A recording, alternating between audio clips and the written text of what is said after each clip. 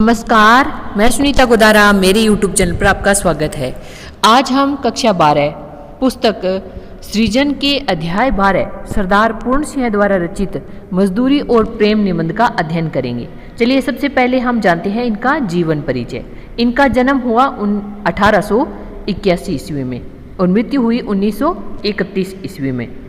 ये पेशे से शिक्षक होने के कारण अध्यापक पूर्ण सिंह के नाम से भी प्रसिद्ध थे। इन्होंने कुल 6 निबंध लिखे हैं। वे निबंध हैं सच्ची वीरता, आचरण की सभ्यता, मजदूरी और प्रेम, अमेरिका का मस्ताना योगी, वाल्ट विटमैन, कन्यादान और पवित्रता। अपने इन निबंधों से ही सरदार पूर्ण सिंह जी ने हिंदी गद्य साहित्य के क्षेत्र में अपना गौरवपूर्ण स्थान बना लिया है।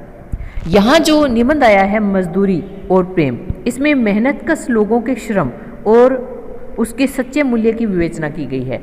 इसमें कवि है वो संदेश देना चाहता है कि चाहे वो किसान हो, चाहे गडरिया हो या फिर कोई मजदूरी करने वाला व्यक्ति हो, उसके कार्य का मूल्य है वो पैसे से नहीं आंका जा सकता, बल्कि हम अगर उसके प्रति प्रेम और सम्मान व्यक्त करते हैं तो वही उसका मूल्य होता है।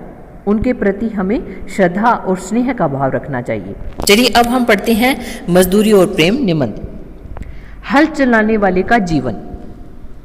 कि हल चलाने वाला और भेड़ चराने वाला प्राय स्वभाव से ही साधु होते हैं। हल चलाने वाले अपने शरीर का हवन किया करते हैं। खेत उनकी हवनशाला है। उनके हवन कुंड की ज्वाला की किरणें चावल के लंबे और सफ़ेद दानों के रूप में निकलती है। गेहूं के लाल लाल दाने इस अग्नि की चिंगारियां की डालियां सी है। यानी किसान का खेत है वो हवनशाला है और उसमें चावल और गेहूं जैसी धान पैदा होती है। मैं जब कभी अनार के फूल और फल देखता हूँ तब मुझे बाग के माली का रुधिर याद आ जाता है। उसकी मेहनत के कण जमीन में गिरकर उगे हैं और हवा तथा प्रकाश की सहायता से मीठे फलों के रूप में नजर आ रहे हैं। किसान मुझे अन्न में, फूल में, फल में आहुति देता हुआ सा दिखाई पड़ता है।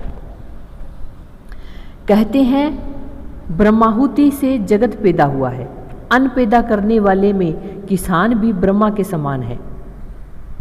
यानी जो किसान है वो भी अन्न पैदा करता है और ब्रह्मा ने जिस प्रकार इस संसार को पैदा किया है, ठीक उसी प्रकार किसान है वो भी ब्रह्मा के समान अनाज पैदा करता है, अन्न पैदा करता है। खेती उसके ईश्वरीय प्रेम का केंद्र है। उसका सारा जीवन पत्ते पत्ते में, फूल फूल में, फल फल में बिखर रहा है। वृक्षों की तरह उसका भी जीवन एक प्रकार का मौन जीवन है। वायु, जल, पृथ्वी, तेज और आकाश की निरोगता इसी के हिस्से में है।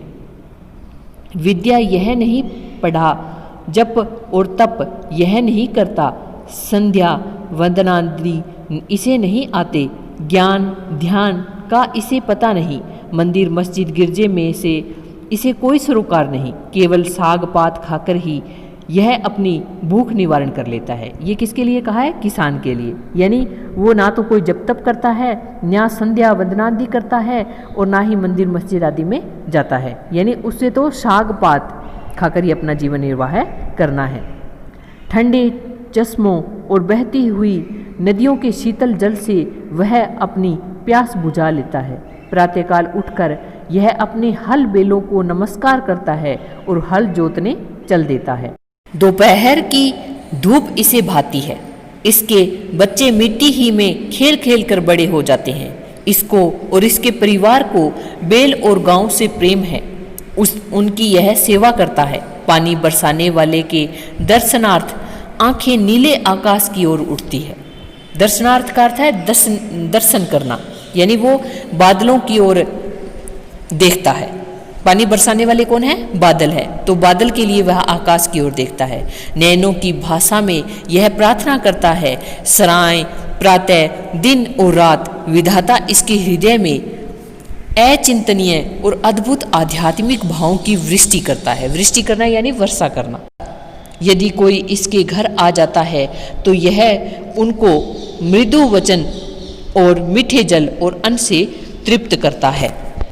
धोखा यह किसी को नहीं देता। यदि इसको कोई धोखा दे भी दे तो इसका इसे ज्ञान नहीं होता, क्योंकि इसकी खेती हरी भरी है, गाय इसकी दूध देती है, स्त्री इसकी आज्ञाकारिणी है, मकान इसका पुण्य और आनंद का स्थान है, पशुओं को चराना, नहलाना, खिलाना पिलाना, उसके बच्चों की अपने बच्चों की तरह सेवा करना, खुले आकाश के नीचे उसके साथ रातें गुजार देना क्या स्वाध्याय से कम है? यानी इससे बड़ा और कार्य क्या हो सकता है? दया, वीरता और प्रेम जैसा इन किसानों में देखा जाता है, अन्यत्र मिलने का नहीं। गुरु नानक ने ठीक कहा है, भोले भाव मिले रघुराई, कि जो भोला होता है उसी को राम मिलता है। भोले भाले किसानों को ईश्वर अपने खुले दीदार का दर्शन देता है, यानी भोले भाले किसानों को भी ईश्वर खुल करके दर्शन देता है। उनकी फूल की छतों में से सूर्य और चंद्रमा छन छन कर उनके बिस्तरों पर पड़ते हैं। ये प्रकृति के जवान साधु हैं। जब कभी मैं इन बेमुकुट के गोपालों के दर्शन करता हूँ, मेरा सिर स्वयं ही झुक जाता है। जब मुझे किसी फकीर के दर्शन होते हैं, तब मुझे मालूम होता है कि नंगे सिर, नंगे पांव, एक टोपी सिर पर, एक लंगोटी कमर में, एक काली कमली कंधे पर, एक लंबी लाठी हाथ में लिए हुए, गौओं का मित्र, बेलों का हमजोली, पक्षियों का हमराज, महाराजाओं का अन्नदाता, बादशाहों को ताज पहनाने और सिंहासन पर बिठाने वाला, भूखों और नंगों को पालने वाला, समाज के पुष्पोद्यान का माली और खेतों का वाली जा रहा है। यानी ये किसके लिए, ये उपाधियां सारी किसके लिए दी है? किसान के लिए दी है। यानी एक साधु को देख करके लेखक के मन में भी ये विचार आता है कि किसान से बड़ा कोई साधु नहीं है। आगे है गडरिये का जीवन। एक बार मैंने एक बूढ़े गडरिये को देखा। घना जंगल है, हरे भरे वृक्षों के नीचे उसकी सफेद ऊन वाली भेड़ें अपना मुंह नीचे किए हुए कोमल कोमल पत्तियां खा रही है। गडरिया बैठा आकाश की ओर देख रहा है। ऊन काटता जाता है। उसकी आंखों में प्रेम लाली छाई हुई है। वह निरोगता की पवित्र मदिरा से मस्त हो रहा है। निरोगता का अर्थ है जो निरोगी हो। बाल उसके सारे सफ़ेद, और क्यों न सफ़ेद हों, सफ़ेद बेड़ों का मालिक जो ठहरा, परंतु उसके कपोलों से लाली फूट रही है। कपोल यानी गाल। बर्फानी देशों में वह मानो विष्णु के समान क्षीर सागर में लेटा है। उसकी प्यारी स्त्री उसके पास रोटी पका रही है। उसकी 2 जवान कन्याएं उसके साथ जंगल जंगल में भेड़ चराती घूमती है। अपने माता पिता और भेड़ों को छोड़कर उन्होंने किसी और को नहीं देखा। किन्होंने? उन कन्याओं ने। मकान इनका बेमकान है, घर इनका बेघर है। ये लोग बेनाम और बेपता हैं, यानी इनका कोई नाम भी नहीं है और ना ही इनका कोई पता है। किसी के घर में न घर कर बैठना, इस दारे फानी में ठिकाना बेठिकाना, और मकाबर ला मका रखना।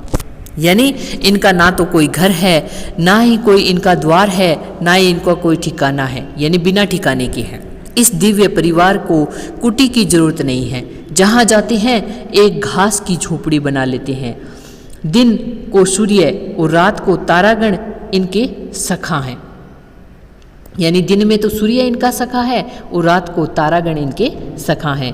गडरिये की कन्या पर्वत के शिखर के ऊपर खड़ी सूर्य का अस्त होना देख रही है। उनकी सुनहली किरणें इसके लिए लावण्य में मुख पर पड़ रही है। वह सूर्य को देख रही है और वह इसको देख रहा है। लावण्य यानी कोमल मुख पर सूर्य की किरणें हैं वो पड़ रही है। वह लड़की है वो सूर्य को देख रही है और सूर्य उसको देख रहा है। हुए थे आँखों के कल इशारे, इधर हमारे उधर तुम्हारे, चले थे अश्कों के क्या फवारे, इधर हमारे उधर तुम्हारे। अश्क यानी आंसू, यानी तुम्हारे और मेरे इशारे हुए और मेरे भी आंसू चल पड़े और तुम्हारे भी आंसू चल पड़े। बोलता कोई भी नहीं। सूर्य उसकी युवावस्था की पवित्रता पर मुग्ध है और वह आश्चर्य के अवतार सूर्य की महिमा के तूफान में पड़ी नाच रही है। इनका जीवन बर्फ की पवित्रता से पूर्ण और वन की सुगंधि से सुगंधित है। इनका मुख, शरीर और अंतःकरण सफ़ेद, इनकी बर्फ, पर्वत और भेड़ें सफ़ेद। यानी इनका मुख, शरीर और अंतःकरण यानी हृदय भी सफ़ेद है, सफ़ेद रंग का है यानी पवित्र है। और बर्फ़ है वो भी सफ़ेद है, पर्वत है वो भी सफ़ेद है, और भेड़ें हैं वो भी उनकी सफ़ेद है। अपनी सफ़ेद भेड़ों में यह परिवार शुद्ध सफ़ेद ईश्वर के दर्शन करता है। जो खुदा को देखना हो तो मैं देखता हूँ तुमको, मैं देखता हूँ तुमको, जो खुदा को देखना हो।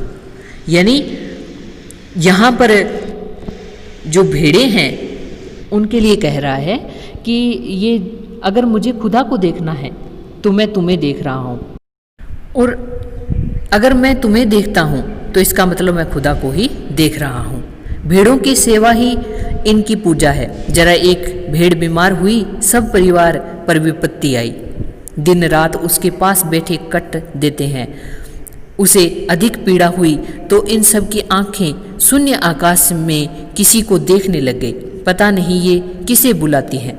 हाथ जोड़ने तक की इन्हें फुर्सत नहीं, पर हाँ, इन सब की आंखें किसी के आगे शब्द रहित, संकल्प रहित मौन प्रार्थना में खुली है। 2 रातें इसी तरह गुजर गई। इनकी भेड़ अब अच्छी है, इनके घर मंगल हो रहा है, सारा परिवार मिलकर गा रहा है।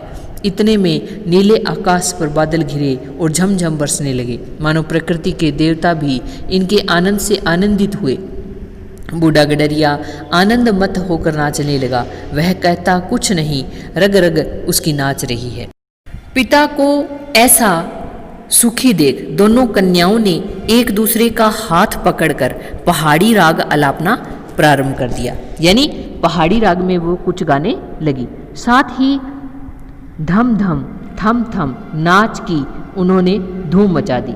मेरी आंखों के सामने ब्रह्मानंद का समा बांध दिया। लेखक है वो बूढ़े गडरिये को भी देख रहा था, और उसकी 2 लड़कियां थी, और फिर बाद में वो भेड़ें चराते हैं, और पर्वत पर वो भेड़ें चरा रही हैं। जहाँ फिर बारिश होने लगती है तो पिता है नाचने लगता है, उसके साथ लड़कियां भी नाचने लग रही है। तो ये सब दृश्य है वो लेखक देखता होता है। और मेरे पास मेरा भाई खड़ा था। मैंने उससे कहा, भाई अब मुझे भी भेड़ें दो, ऐसे ही मूक जीवन से मेरा भी कल्याण होगा। विद्या को भूल जाऊं तो अच्छा है, मेरी पुस्तकें खो जाए तो उत्तम है। ऐसा होने से कदाचित इन वनवासी परिवार की तरह मेरे दिल के नेत्र खुल जाएं और मैं ईश्वरीय झलक देख सकूं। चंद्र और सूर्य की विस्तृत ज्योति में जो वेदगान हो रहा है उसे इस गडरिये की कन्याओं की तरह मैं सुन तो न सकूं, परंतु कदाचित प्रत्यक्ष देख सकूं। कहते हैं ऋषियों ने भी इनको देखा ही था, सुना न था। पंडितों की उटपटांग बातों से मेरा जी उकता गया है। प्रकृति की मंद मंद हंसी में ये अनपढ़ लोग ईश्वर के हंसते हुए होंठ देख रहे हैं। पशुओं के अज्ञान में गंभीर ज्ञान छिपा हुआ है। इन लोगों के जीवन में अद्भुत आत्मा अनुभव भरा हुआ है। गडरिये के परिवार की प्रेम मजदूरी का मूल्य कौन दे सकता है। आगे है मजदूर की मजदूरी। आपने 4 आने पैसे मजदूर के हाथ में रखकर कहा, यह लो दिन भर की अपनी मजदूरी। वाह, क्या दिल लगी है। हाथ, पांव, सिर, आंखें इत्यादि सब के सब अवयव उसने आपको अर्पण कर दिए। अवयव यानी अंग। ये सब चीजें उसकी तो थी ही नहीं, ये तो ईश्वरीय पदार्थ है। जो पैसे आपने उसको दिए वे भी आपके न थे, वे तो पृथ्वी से निकली हुई धातु के टुकड़े थे, अतएव ईश्वर के निर्मित थे। यानी ईश्वर ने ही पैसों को बनाया है। मजदूरी का ऋण तो परस्पर की प्रेम सेवा से चुकता होता है। यानी मजदूरी का ऋण कैसे चुकाया जा सकता है? परस्पर प्रेम सेवा से। परस्पर प्रेम होना चाहिए, अन्न धन देने से नहीं। वे तो दोनों ही ईश्वर के हैं। अन्न धन वही बनाता है, जल भी वही देता है। एक जिलद साज ने मेरी एक पुस्तक की जिलद बांध दी। मैं तो इस मजदूर को कुछ भी न दे सका, परंतु उसने उम्र भर के लिए एक विचित्र वस्तु मुझे दे डाली। जब कभी मैंने उस पुस्तक को उठाया, मेरे हाथ जिल्द साज के हाथ पर जा पड़े। पुस्तक देखते ही मुझे जिल्द साज याद आ जाता है। वह मेरा आमरण मित्र हो गया है।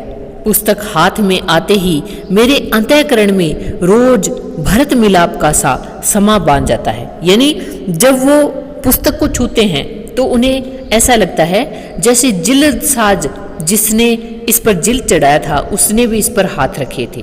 तो एक तरह से भर्त मिलाप हो जाता है। गाडे की एक कमीज को एक अनाथ विधवा सारी रात बैठे सीती है, साथ ही साथ वह अपने दुख पर रोती भी है। दिन को खाना न मिला, रात को भी कुछ मैसर न हुआ। अब वह एक एक टांके पर आशा करती है कि कमीज कल तैयार हो जाएगी, तब कुछ तो खाने को मिलेगा। यानी ना तो दिन में कुछ प्राप्त हुआ और ना ही रात को कुछ प्राप्त हुआ। और कमीज जब तैयार हो जाएगी तो उसको लगता है जैसे कुछ न कुछ पैसे मिलेंगे तो खाने को भी मिल जाएगा। जब वह थक जाती है तब ठहर जाती है, सुई हाथ में लिए हुए है, कमीज घुटने पर बिछी हुई है। उसकी आंखों की दशा उस आकाश की जैसी है जिसमें बादल बरस कर अभी अभी बिखर गए हैं।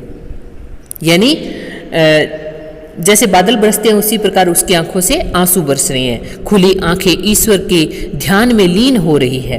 कुछ काल के उपरांत हे राम कहकर उसने फिर सीना शुरू कर दिया। इस माता और इस बहन की सिली हुई कमीज मेरे लिए मेरे शरीर का नहीं, मेरी आत्मा का वस्त्र है। इसका पहनना मेरी तीर्थ यात्रा है। इस कमीज में उस विधवा के सुख दुख, प्रेम और पवित्रता के मिश्रण से मिली हुई जीवन रूपिणी गंगा की बाढ़ ली जा रही है। यानी उसमें उसके आंसू भी है। ऐसी मजदूरी और ऐसा काम प्रार्थना, संध्या और नमाज से क्या कम है? शब्दों से तो प्रार्थना हुआ नहीं करती। ईश्वर तो कुछ ऐसी ही मूक प्रार्थनाएं सुनता है और तत्काल सुनता है। प्रेम मजदूरी। मुझे तो मनुष्य के हाथ से बने हुए कामों में उनकी प्रेम में पवित्र आत्मा की सुगंध आती है। राफेल आदि के चित्रित चित्रों में उनकी कला कुशलता को देख इतनी सदियों के बाद भी उनके अंतःकरण के सारे भावों का अनुभव होने लगता है। केवल चित्र का ही दर्शन नहीं किंतु साथ ही उसमें छिपी हुई चित्रकार की आत्मा तक के दर्शन हो जाते हैं। परंतु यंत्रों की सहायता से बने हुए फोटो निर्जीव से प्रतीत होते हैं। उनमें और हाथ के चित्रों में उतना ही भेद है जितना कि बस्ती और शमशान में। यानी एक चित्रकार जब अपने हाथ से कोई चित्र बनाता है तो उसमें उस चित्रकार के भाव भी छिपे होते हैं। और जब हम किसी यंत्र से जैसे कैमरे से फोटो खींचते हैं तो वो फोटो निर्जीव होती है और चित्रकार के द्वारा जो तस्वीर बनाई जाती है वो सजीव होती है, उसमें सभी भाव झलकते हैं। हाथ की मेहनत से चीज में जो रस भर जाता है वह भला लोहे के द्वारा बनाई हुई चीज में कहाँ। जिस आलू को मैं स्वयं बोता हूँ, मैं स्वयं पानी देता हूँ, जिसके इर्द गिर्द की घास खोदकर मैं साफ करता हूँ, उस आलू में जो रस मुझे आता है वह टीन में बंद किए हुए अचार मुरब्बे में नहीं आता है। यानी जो काम हम खुद हाथ से करते हैं उसमें आनंद भी मिलता है और उस चीज में रस भी होता है। मेरा विश्वास है कि जिस चीज में मनुष्य के प्यारे हाथ लगते हैं उसमें उसके हृदय का प्रेम और मन की पवित्रता सूक्ष्म रूप से मिल जाती है और उसमें मुर्दे को जिंदा करने की शक्ति आ जाती है। होटल में बने हुए भोजन यहाँ नीरस होते हैं क्योंकि वहाँ मनुष्य मशीन बना दिया जाता है, परंतु अपनी प्रियतमा के हाथ से बने हुए रूखे सूखे भोजन में कितना रस होता है। जिस मिट्टी के घड़े को कंधों पर उठाकर मीलों दूर से उसमें मेरी प्रेम मगन प्रियतमा ठंडा जल भर लाती है, उस लाल घड़े का जल जब मैं पीता हूँ तब जल क्या पीता हूँ, अपनी प्रेयसी के प्रेमामृत को पान करता हूँ। जो ऐसा प्रेम प्याला पीता हो उसके लिए शराब क्या वस्तु है। प्रेम से जीवन सदा गदगद रहता है। मैं अपनी प्रेयसी की ऐसी प्रेम भरी रस भरी दिल भरी सेवा का बदला क्या कभी दे सकता हूँ। यानी हाथ से जो हम कार्य करते हैं उसका अलग ही आनंद है।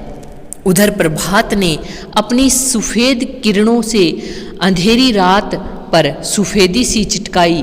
इधर मेरी प्रेयसी मैना अथवा कोयल की तरह अपने बिस्तर से उठी उसने गाय का बछड़ा खोला, दूध की धारा से अपना कटोरा भर लिया। गाते गाते अन्न को अपने हाथों से पीस कर सफ़ेद आटा बना लिया। इस सफ़ेद आटे से भरी हुई छोटी सी टोकरी सिर पर, एक हाथ में दूध से भरा हुआ लाल मिट्टी का कटोरा, दूसरे हाथ में मक्खन की हांडी। जब मेरी प्रिया घर की छत के नीचे इस तरह खड़ी होती है तब वह छत के ऊपर की श्वेत प्रभा से भी अधिक आनंददायक, बलदायक, बुद्धिदायक जान पड़ती है। उस समय वह उस प्रभा से अधिक रसीली, अधिक रंगीली, जीती जागती, चैतन्य और आनंदमयी प्रातःकालीन शोभा सी लगती है। ये किसके लिए कहा गया है? अपनी पत्नी के लिए लेखक कह रहा है। मेरी प्रिया अपने हाथ से चुनी हुई लकड़ियों को अपने दिल से चुराई हुई एक चिंगारी से लाल अग्नि में बदल देती है। जब वह आटे को छलनी से छानती है तब मुझे उसकी छलनी के नीचे एक अद्भुत ज्योति की लो नज़र आती है। जब वह उस अग्नि के ऊपर मेरे लिए रोटी बनाती है तब उसके चूल्हे के भीतर मुझे तो पूर्व दिशा की नभो लालिमा से भी अधिक आनंददायिनी लालिमा देख पड़ती है। यह रोटी नहीं, कोई अमूल्य पदार्थ है। मेरी गुरु ने इसी प्रेम से संयम करने का नाम योग रखा है। मेरा यही योग है। आगे है मजदूरी और कला। आदमियों की तिजारत करना मूर्खों का काम है। तिजारत यानी बेचना, यानी आदमियों को बेचना मूर्खों का काम है। सोने और लोहे के बदले मनुष्य को बेचना मना है। आजकल भाप की कलों का दाम तो हजारों रुपया है, परंतु मनुष्य कौड़ी के 100 बिकते हैं। सोने और चांदी की प्राप्ति से जीवन का आनंद नहीं मिल सकता। सच्चा आनंद तो मुझे मेरे काम से मिलता है।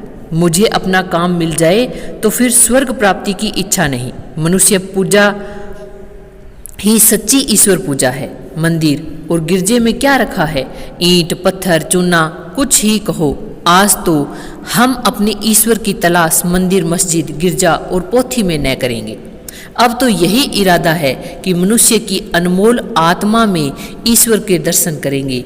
यही आर्ट है, यही धर्म है।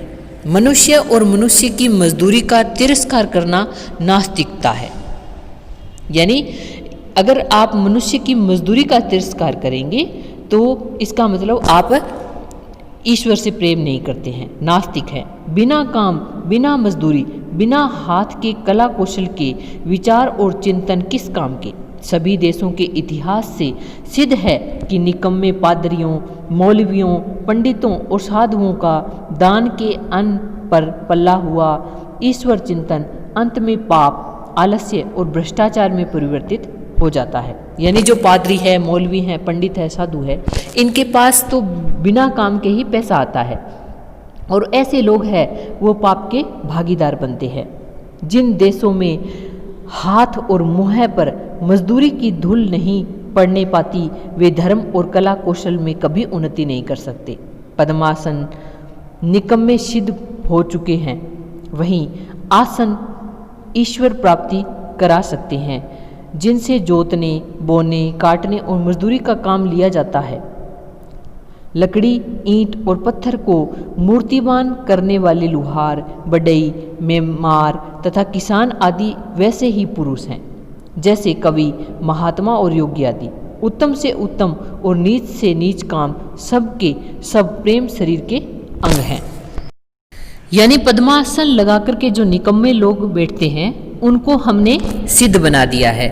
लेकिन जो लोग जोतने, बोने, काटने, मजदूरी करने का काम करते हैं, जो लकड़ी, ईंट और पत्थर आदि मूर्ति बनाने का काम करते हैं, वे सिद्ध पुरुष होते हैं और उन्हीं से हमें ईश्वर की प्राप्ति हो सकती है। निकम्मे रहकर मनुष्यों की चिंतन शक्ति थक गई है। बिस्तरों और आसनों पर सोते और बैठे बैठे मन के घोड़े हार गए हैं। सारा जीवन निचुड़ चुका है, स्वप्न पुराने हो चुके हैं। आजकल की कविता में नयापन नहीं है, उसमें पुराने जमाने की कविता की पुनरावृत्ति मात्र है। यानी उसी की आवृत्ति होना, बार बार आवृत्ति होने को क्या कहते हैं? पुनरावृत्ति। इस नकल में असल की पवित्रता और कुंवारेपन का अभाव है। अब तो एक नए प्रकार का कला कौशलपूर्ण संगीत साहित्य संसार में प्रचलित होने वाला है। यदि वह न प्रचलित हुआ तो मशीनों के पहियों के नीचे दबकर हमें मरा समझिए। यह नया साहित्य मजदूरों के हृदय से निकलेगा। उन मजदूरों के कंठ से यह नई कविता निकलेगी जो अपना जीवन आनंद के साथ खेत की मेड़ों का, कपड़े के टांगों का, जूते के टांकों का, लकड़ी के रगों का, पत्थर की नसों का भेदभाव दूर करेंगे। हाथ में कुल्हाड़ी, सिर पर टोकरी, नंगे सिर और नंगे पांव, धूल से लिपटे और कीचड़ से रंगे हुए ये बेजबान कवि जब जंगल में लकड़ी को काटेंगे तब लकड़ी काटने का शब्द इनके असभ्य स्वरों से मिश्रित होकर वायुयान पर चढ़ो दिशाओं में ऐसी अद्भुत गान करेगा कि भविष्य के कलावंतों के लिए वही ध्रुपद और मल्हार का काम देगा। यानी ये जो काम करने वाले हैं, इनकी कविता है वो आगे भविष्य में नए जो कलावंत होंगे उनके लिए ध्रुपद और मल्हार राग का काम करेंगे। चरखा कातने वाली स्त्रियों के गीत संसार के सभी देशों के कौमी गीत होंगे। मजदूरों की मजदूरी ही यथार्थ पूजा होगी। कला रूपी धर्म की तभी वृद्धि होगी, तभी नए कवि पैदा होंगे, तभी नए ओलियों का उद्भव होगा। परंतु ये सब के सब मजदूरी के दूध से पलेंगे। धर्म, योग, शुद्धाचरण, सभ्यता और कविता आदि के फूल इन्हीं मजदूर ऋषियों के उद्यान में प्रफुल्लित होंगे। मजदूरी और फकीरी। मजदूरी और फकीरी का महत्व थोड़ा नहीं। मजदूरी और फकीरी मनुष्य के विकास के लिए परमावश्यक है। बिना मजदूरी किए फकीरी का उच्च भाव स्थिर हो जाता है। फकीरी भी अपने आसन से गिर जाती है। बुद्धि बासी पड़ जाती है। बासी चीजें अच्छी नहीं होती। कितने ही उम्र भर बासी बुद्धि और बासी फकीरी में मग्न रहते हैं, परंतु इस तरह मग्न होना किस काम का। हवा चल रही है, जल बह रहा है, बादल बरस रहा है, पक्षी नहा रहे हैं, फूल खिल रहे हैं, घास नई, पेड़ नए, पत्ते नए, मनुष्य की बुद्धि और फकीरी ही बासी। ऐसा दृश्य तभी तक रहता है जब तक बिस्तर पर पड़े पड़े मनुष्य प्रभात का आलस्य सुख मनाता है। बिस्तर से उठकर जरा बाग की सैर करो, फूल की सुगंध लो, ठंडी वायु में भ्रमण करो, वृक्षों के कोमल पल्लवों का नृत्य देखो तो पता लगे कि प्रभात समय जागना बुद्धि और अंतःकरण को तरोताजा करना है और बिस्तर पर पड़े रहना उन्हें बासी कर देता है, यानी उन्हें आलसी बना देता है। निकम्मे बैठे हुए चिंतन करते रहना अथवा बिना काम किए शुद्ध विचार का दावा करना मानो सोते सोते खराटे मारना है। जब तक जीवन के अरण्य में पादरी, मौलवी, पंडित, साधु, सन्यासी हल, कुदाल, खुरपा लेकर मजदूरी न करेंगे तब तक उनका आलस्य जाने का नहीं। तब तक उनका मन और उनकी बुद्धि अनंत काल बीत जाने तक मलिन मानसिक जुआ खेलती ही रहेगी। यानी जब तक वो मजदूरी नहीं करेंगे, काम नहीं करेंगे, तो उनकी जो बुद्धि है वो जुआ खेलती रहेगी, यानी वो आलसी ही बने रहेंगे। उनका चिंतन बासी, उनका ध्यान बासी, उनकी पुस्तकें बासी, उनका लेख बासी, उनका विश्वास बासी और उनका खुदा भी बासी हो गया है। इसमें संदेह नहीं कि इस साल के गुलाब के फूल भी वैसे ही हैं जैसे पिछले साल के थे, परंतु इस साल वाले ताजे हैं। इनकी लाली नई है, इनकी सुगंध भी इन्हीं की अपनी है। जीवन के नियम नहीं पलटते, वे सदा एक से ही रहते हैं, परंतु मजदूरी करने से मनुष्य को एक नया और ताज़ा खुदा नजर आने लगता है। गेरुए वस्त्रों की पूजा क्यों करते हो? गिरजे की घंटी क्यों सुनते हो? रविवार क्यों मनाते हो? 5 वक्त की नमाज क्यों पढ़ते हो? त्रिकाल संध्या क्यों करते हो? मजदूर के अनाथ नयन, अनाथ आत्मा और अनाश्रित जीवन की बोली सीखो, फिर देखोगे कि तुम्हारा यही साधारण जीवन ईश्वरीय भजन हो गया। मजदूरी तो मनुष्य के समष्टि रूप का व्यष्टि रूप का परिणाम है। यानी मजदूरी है वो मनुष्य के समष्टि अर्थात समाज के लिए भी मजदूरी होती है और व्यष्टि अर्थात व्यक्ति के लिए भी मजदूरी होती है। आत्मा रूपी धातु के गढ़े हुए सिक्के का नकदी बयाना है जो मनुष्यों की आत्माओं को खरीदने के वास्ते दिया जाता है। सच्ची मित्रता ही तो सेवा है, उससे मनुष्यों के हृदय पर सच्चा राज्य हो सकता है। जाति पाति रूप रंग और नाम धाम तथा बाप दादे का नाम पूछे बिना ही अपने आप को किसी के हवाले कर देना प्रेम धर्म का तत्व है। जिस समाज में इस तरह के प्रेम धर्म का राज्य होता है उसका हर कोई हर किसी को बिना उसका नाम धाम पूछे ही पहचानता है, क्योंकि पूछने वाले का कुल और उसकी जात वहाँ वही रहित होती है जो उसकी जिससे कि वह मिलता है। यानी जिस समाज में जाति पाति आदि का कोई भेदभाव नहीं होता है तो ऐसे समाज में मिलने वाला और जिससे वह मिलता है उन दोनों की जाति है वो समान ही समझी जाती है। यानी वहाँ जाति पाति का कोई भेदभाव नहीं होता है। वहाँ सब लोग एक ही माता पिता से पैदा हुए भाई बहन हैं। अपने ही भाई बहनों के माता पिता का नाम पूछना क्या पागलपन से कम समझा जा सकता है? यह सारा संसार एक कुटुंब है।